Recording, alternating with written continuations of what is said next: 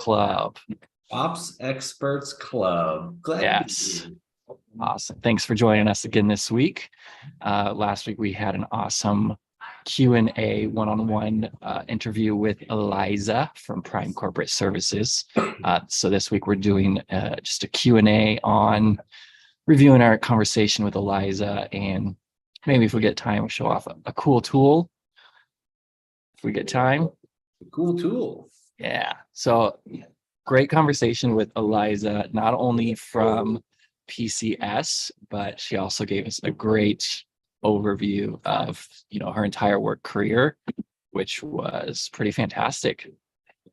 Yeah, I didn't know that she'd been in so many different industries. That was actually really fascinating, especially the auto industry. Like that's such you don't usually meet people who are in the higher ups of the auto industry. So it was actually Right. kind of wish she'd talked about it more. I was like, wait, tell me more. Yeah. I'm so curious about like what are the inner workings of of that whole world? Because it is again completely different than what we do. So yeah, it was really interesting to see, and honestly interesting to see how she brought so many. You could tell that she brought so many things from, what was it, Qualtrics, that she took to the next place, and she brought that to the next place. And yeah, it was just fascinating to see how much she's learned across all the industries, which is probably what makes her such a freaking great EA. All of this, yeah, it was super interesting. Yeah, I love seeing someone like her in a position she's accepted, but that she knows for a fact is only temporary. She's like, okay, I'll be your EA for a bit, but just so you know, I got bigger plans for myself and for you. Like, this is just the start of me with your company. Like, I'm not gonna be an EA forever. Like, this is just me starting out with you. I have big plans. Yeah. So it's fun to see somebody really motivated in, their upward mobility and the confidence they have and using a position like that just to get the groundwork of the business before trying to do bigger and better things with them. Yeah, because she said she was in the automotive for what, it was like 5.5 years, 5 years or so. Yeah, I think so. So just really working her way up. I mean, and it's no surprise, like if you talk with her for even just a few minutes, like she's a freaking go-getter. Like she's got plans, she's gonna make them work. It was just, yeah, it's super fascinating to see somebody, that's that successful. Yeah. We've seen a lot of clients pick up EAs, and some EAs, it's a bit more of a long start for them to grasp the business and the concepts. But from all of the meetings I was in with our weekly L10 meetings with PCS, she seemed to get it right away and was an asset from day one. Which, I mean, in this sort of industry, especially with how quickly Prime moves, like you have to have somebody who can just get up and run out the gate. Especially with Steve as the visionary, he does have like these constantly like these ideas. Okay, we need to do this, we need to do this, we need to move here, we need to move there. To have somebody who can keep up with it, like that's a special kind of person. Because I definitely I'm like, dude, slow down with me for a second. And it's so hard to keep up with you. For her to be able to do that, yeah. Yeah, that's great. It's fun hearing about her passions, as she is a powerful woman in her workspace, of trying to empower other people in her workspace, especially the automotive industry. She mentioned, very male dominated in the higher ups with the suits and the VPs and the executives. So she's got strong passion in empowering women in the workspace and trying to make sure that their voice is heard, that they're part of the collective effort of the upper echelon of people making decisions. Because I mean, if you don't have, a good split men and women, I mean, that's half the population. Why not have half the people there? Yeah. Yeah. I mean, I assume I wasn't able to be on the call, but I would have loved to have asked her how much of that was just a huge confidence boost. Because I mean, I know a lot of the ops people that we talk with, a lot of the EAs we talk with, imposter syndrome is a huge thing, just because we're not, it's just wired into the personality of a person who does what we do. And so I'm curious to ask her, like, how much of that, like coming out of the auto industry for 5 years, basically, moved your way up to essentially running these suits lives, like how much of that just adds the confidence boost of going, okay, whatever I do, I know I can do. And there's not really an imposter syndrome there, because I've proved myself in the last 5 years in this super male dominated auto industry that no, I can run these guys' lives and make sure everything's in order. So whatever I do next, like, is easy. I think I guaranteed that had to have been a huge confidence boost going to PCS. I would have been curious to ask her about that. Yeah, for sure. Hello, Aaron. Aaron, welcome. Guys. Hey, any of you were wondering, I had success walking my dogs up to the vet. They didn't. I mean, that's. Have you seen those memes or those gifs that come up, and it's just like, success is when my dog comes to me when I call to them, or I mean, like, that's the measure, But they didn't jerk me around too bad. They weren't awful and howled all the way down as I was walking them. Like, it felt like a success. Do they know when you're going to the vet? They're like, oh crap, this again. I'm going to give full disclosure here on Ops Experts Club, just that I'm not the best dog owner. I love my dogs. I spend a lot of time petting my dogs and being good to my dogs. I don't walk my dogs a ton. We just open the door and let them run around out back and fall and chase their brothers. You know what I mean? So it's like, that's how they get their energy out. So when I take them on any kind of adventure, any kind of walk, they get so excited, and then they feed off each other, So then they're both like, it's a zoo. It's a total circus. You would laugh if you saw me walk my dogs. So That's great. Sorry, it takes both of you. I do. Awesome. But I think that just so you guys, I heard what you're talking about Eliza coming in and dominated industry and coming into PCS. I can tell you this, because we vetted her, right? Like, we recruited her for Steve for NEA. And of all the people that we recruited, she was a standout. When we got her into the interview room, I think that what most impressed about her was just that she had to jump over a lot of the hurdles, you know what I mean? And that's what made us lean into her as a candidate, because we're like, if this lady can conquer those kinds of things, those kinds of odds, man, because it's not just that she stood up for women in the workplace and wanting to make decisions, all those things. Like, we can all have personal goals around that, but it was that she got out there with a megaphone, you know what I mean? And started doing these big gatherings of empowering ladies in the automobile industry. And they started doing events around it. And it was like, this young gal in her mid-20s coming up in this heavily dominated, very old system of doing business is making waves like that. That's somebody we want on our team. And I think that was a really big decision maker for Steve. So. Sorry, Yeah, that was awesome to see. Yeah. So we're just moving along here. Another great thing we learned about Eliza, just what she learned from managing multiple visionaries at once, which, it seems like we do a lot of that when having different clients, and we're only doing it part-time for each client. Can imagine doing that full-time. Yeah. Ben and I laugh about that a lot. Like, Ben and I talk about all the time. Like, it's like being a grandparent, right? You're like, hey, drop off the grandkids and then come and pick them up. I mean, like, it's like, we don't have to deal with them all the time, but like, full-time, like, handling hurricanes is not easy work. So definitely kudos to managing multiples and fast moving hurricanes at that. Yeah, that's sort of like, I feel like if in her spot, I would be like, man, if I can wrangle these guys, like, what can I not do? Like, that's got to be so. I mean, I was talking to one of my buddies the other day, and he was starting a new business venture, and he's saying, you know what, I think, like, he said, is it weird that I feel like that this is just going to work, and it's just a matter of time on how long it takes to work? I was like, no, that's what experience does when you get into a new venture or a new industry. Like, she moved from automobile to marketing and all that. Like, at a certain point you go, I just know this is going to work because I have the experience and the years of the toil and trouble like that I've gone through to make it work.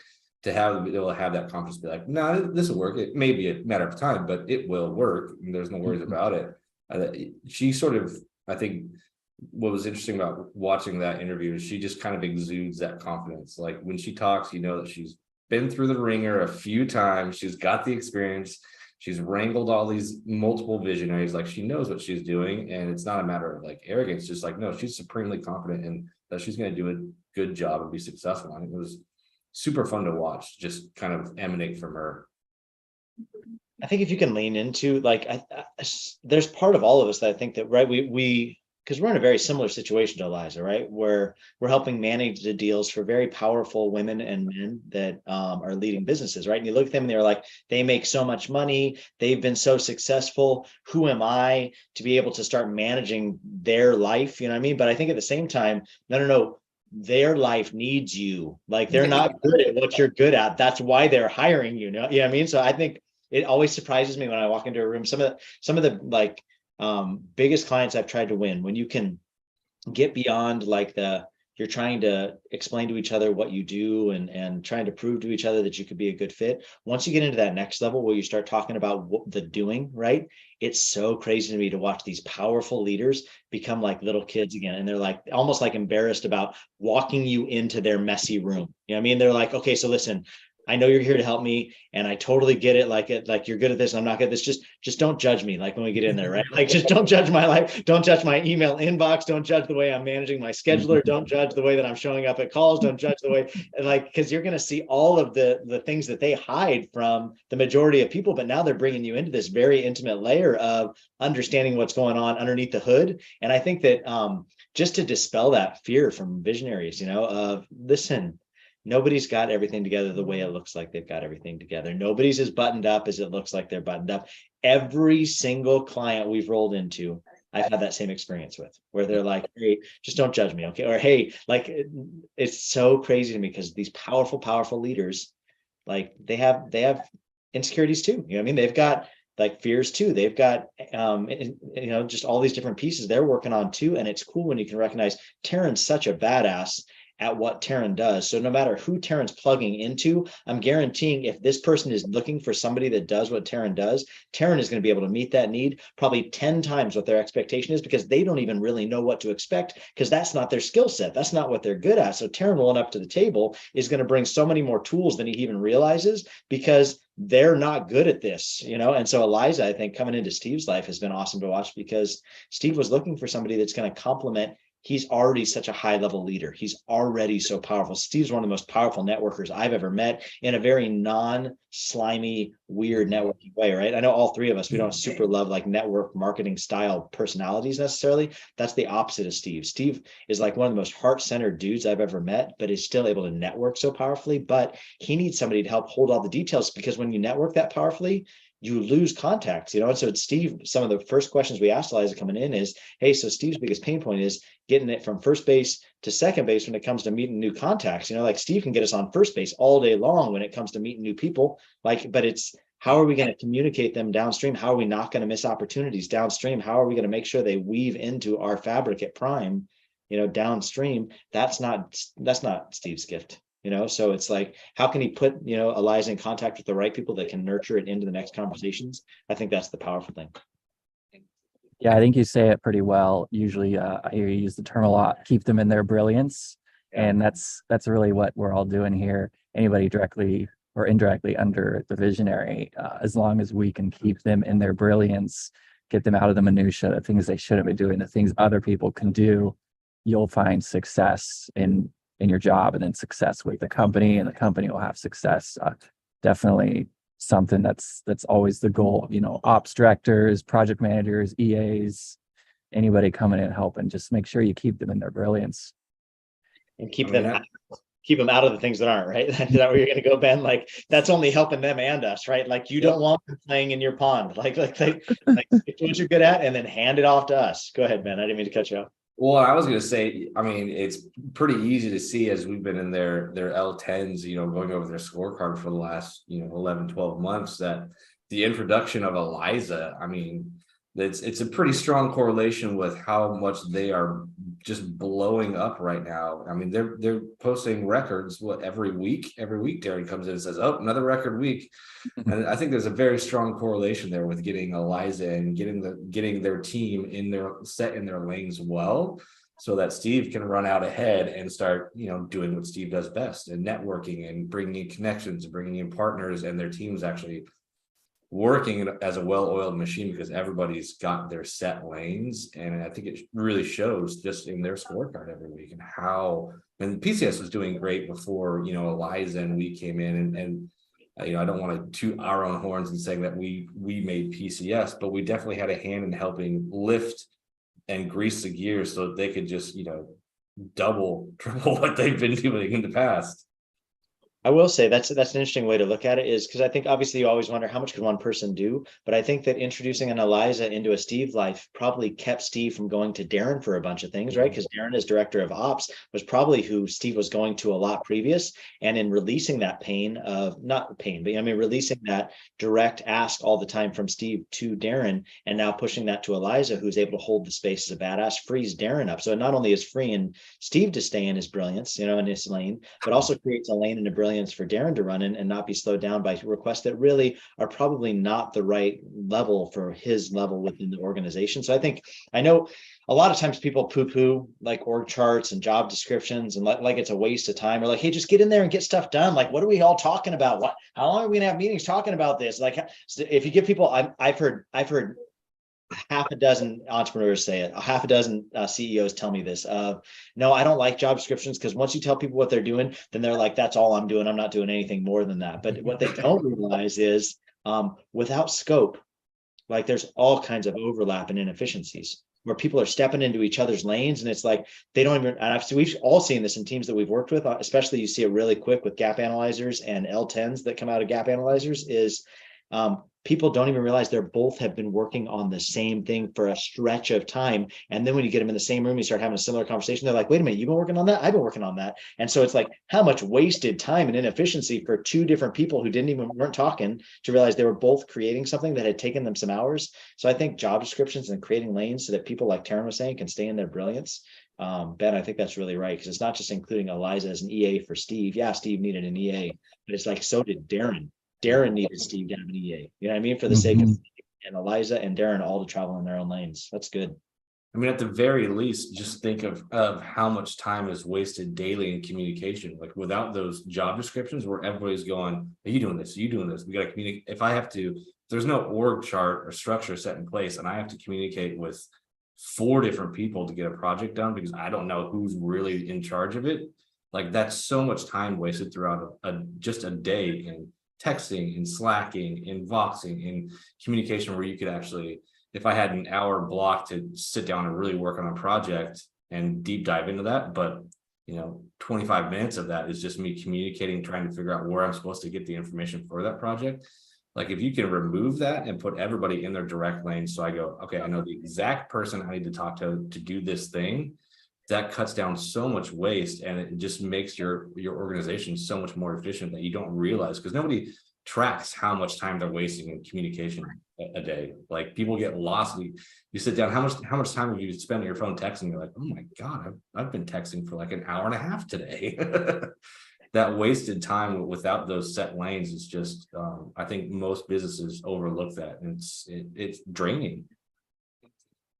Yeah, we do the gap analyzer apps for so many different people, and we always see it on the daily tasks. It's like communication, email, messaging, Slack, and it's always like 1 to 2 hours. And you see it, everybody will put that down, and everybody's like, do I really spend 1 to 2 hours a day on communication?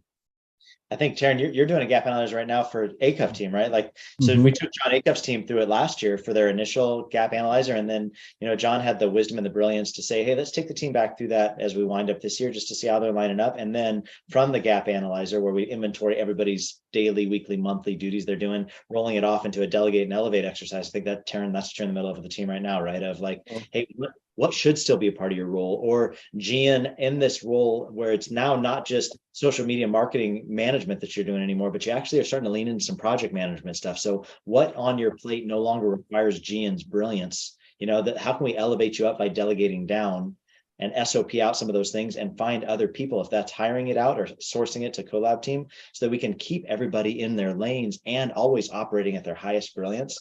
I think that, that maybe Taryn, you want to speak to that? I know that's what you're in the middle of right now with those guys.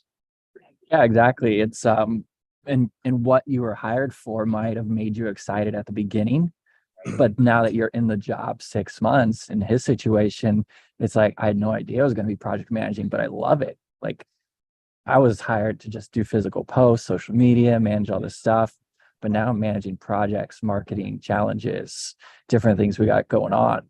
And I'd rather be spending time on that than actually pushing the physical send button on scheduling the posts and realizing, okay, I can manage the social media without having to be the one to input this new post on 4 different platforms multiple times a week. That's something, somebody under me could do. It's good. And even I think redirects, right? I think we don't even think about it, but like, how many times does the CEO, he or she is in a rut of they've always gone to this person for this question, so that's who the go-to is. But like when you've got good job descriptions and lining out what people are doing, it's like whoever that go-to person had been historically, they're able to say, hey, you should go talk to Eliza about that. You know what I mean? Like strong redirects, because you've got good channels of who's owning what, right? But until you establish who's owning what, it's really hard to establish redirects. But once you establish who's owning what, to Ben's point, it cuts down on half the chatter, because somebody comes to you about something that's not in your lane and you're gonna be like, hey, I could help you with that, but that's not me. Like I would go talk to Eliza. Eliza's the one that's owning that these days. And then Eliza, when I think the coolest part about EOS is Eliza probably has a scorecard that's tracked 5 different metrics on that one thing that guy's asking about, you know what I mean? Or that gal, like Steve, I think that was one of the biggest things we were able to help Prime with at the beginning was Steve would have anxieties about certain numbers, and he'd come and he'd ask several different people for reports without all the people knowing what Steve was asking for. So they were all like doing busy work reports rather than, hey, let's roll that all up into a scorecard so Steve can show up one place every week and know that every itch that he has is being scratched through this scorecard of, hey, let's tell the story and how many leads are coming in and how many calls are there and what's the miss rate on the calls and how did that convert into sales and what does that do to our net and how did that go down to the sales guys and what's our dollar per opportunity. They've got some, PCS has got some badass numbers in their scorecard. You know what I mean? Like they're one of the most impressive scorecards, I think, but that came out of the one-offs that Steve was going to a bunch of different people for, and us saying, hey, let's knock down the noise, the communication noise, Ben, that you were talking about, and let's roll that up into one very centered place that each one of those scorecard items is owned by the person that owns that metric. And then they're a great like knowledge base holder, so that when that question comes up, Steve knows right where to go to, or we know where to direct Steve back to because we found that out. So I think just putting a little forethought, in the beginning really, really helps with all the confusion and wasted time and inefficiencies downstream for sure. Smooths everything out. And especially when it comes from the visionary, from the CEO, like everybody on the team wants to immediately be like, oh yeah, I can figure that out for you. But really, you don't want everybody going, oh yeah, I can figure that out for you, because you've got, like you said, 10 people working on the same report who are like, who can get it to the CEO first? Because nobody wants to disappoint the visionary. So to have that one person who is like, oh yeah, I already pulled that report last week, here it is. Again, cuts down the noise, communication chatter. I mean, it also reduces a lot of, inner office anxiety. Like if an entire team's like, oh, I have to go get this report right now, like you just raise the anxiety level of your whole team, when it could have just been, oh yeah, I actually pull that report every week, here it is. Yes. I've seen that literal thing happen, like that, what you just lined out. And Taryn is the king at redirect. Like somebody will come to Taryn and he goes, yeah, no problem. Ben, would you get that to him? Because him and Ben have already had a conversation, and Ben's been pulling that number for a long time. And so then it's like, and it beats down all the anxiety. And I think it's the fears that like weren't even verbalized yet, right? Of when the visionary sees, oh, these guys are that on top of it, that I had to ask for that. Taryn had already had the conversation. Ben's already been pulling that for weeks. It also knocks down the other fears of, I don't know, these guys know what they're doing. Like if they showed up like that, what else have they been doing that I want to see? I think it just that confidence boost and keeps the visionary right more in their lane, because the visionary only starts meddling with stuff when they feel like something's not being handled the right way. But if you can show them it's handled the right way, they don't want to do that stuff. That was the reason they handed it off in the first place. That's not what their brilliance is, So yeah. Awesome, guys. Oh, sorry, go ahead, Taryn. No, I was just gonna wrap it up, but you can I was gonna say my biggest question is, when is PCS's next pickleball tournament? oh yes. Will they have one? So that's awesome. Yeah, I just wanted to wrap up a couple minutes early to give a special shout out. I don't know if you guys have realized this, but Ops Experts Club has now been going on for 1 year. We just hit our 1 year anniversary. Wow, that's huge. That's amazing. That started the first week of December last year. So I think I was on a porch in Hawaii, right? Wasn't I outside on a porch in Hawaii on that? That's right. I think so. It was fully bucketing rain outside, and I was like, I'm so glad I'm in Hawaii celebrating Christmas with my family. Oh, So that's as a special gift for the 1 year anniversary, I do have a pretty special announcement for y'all. Okay. You ready? Yep. I watched episode 1 of Ted Lasso. Yeah. I told Taryn, make my year. Give me the gift of just watching series year 1 of Ted Lasso. Thank you, Taryn. What a gift. Oh, Yep. I think I didn't want to do it just because it was fun to, piss Aaron off. Because it's actually a really great show and I'm gonna enjoy it. it is a good show. But he just wanted me to watch it so bad. It was just fun not watching it. I know like that between both of us and me being able to jab at you, you being able to tell me no. But I will say this: when I knew that I had something, was when I converted the curmudgeon Ben Clatterbuck into liking the show. Right? Because Ben is just always like, "This is what I do," and I'm like, "No, do watch this show." And he's like, "That actually is a really good show." And I'm like, Pretty good. "Don't worry, Terrence. Season 3's coming out soon." Cool. Yep, I'll catch up. Don't worry. Hey, so you're gonna go enjoy Joshua Tree. Yep. Amazing. Get some Yep. good baked goods because you've been sitting out front of them poaching the internet for a long time. I see it behind you, and then hit the chiropractor after that because I see there's an opportunity to do that. And then go see Joshua Tree. Yep, I will. Yeah, it's cold out here too. I bet. I was watching. I'm like, I want to sitting out there for hours. He's probably just freezing. So have a great day. Thanks for tuning in to Experts Club, everybody. It's great seeing everyone. See y'all next week. See ya.